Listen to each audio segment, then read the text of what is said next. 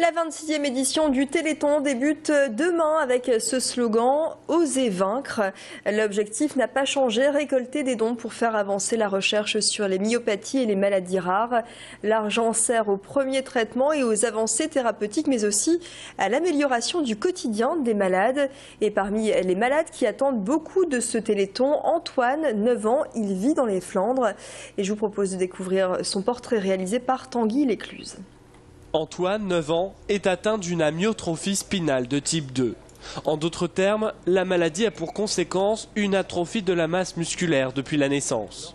Il s'est inscrit au foot fauteuil cette année en tant que passionné de football et a commencé comme gardien de but pour l'équipe de Zuidcote. C'est vrai que c'est la première année pour lui qu'il découvre cette activité, mais depuis le début de la saison, on voit qu'il a un engouement particulier pour cette activité. C'est vrai que c'est l'un des rares sports dans le monde du handisport qui est ouvert au fauteuil électrique et qui est vraiment moteur et qui bouge beaucoup. Sa maladie n'altère pas les fonctions mentales. Ce jeune fan du LOSC a d'ailleurs très vite intégré les règles du foot fauteuil.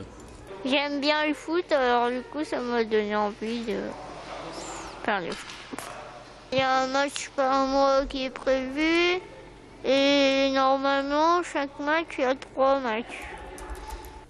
1h30 de voiture aller-retour tous les mercredis pour accompagner Antoine au sport. Un combat de tous les jours.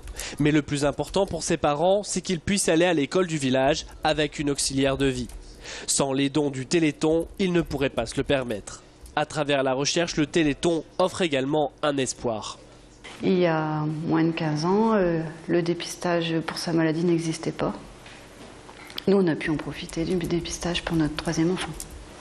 Ce week-end, la petite famille organisera des manifestations dans son village Saint-Sylvestre-Capelle avec des parcours de fauteuils électriques animés par Antoine, puis une grande soirée repas et concerts.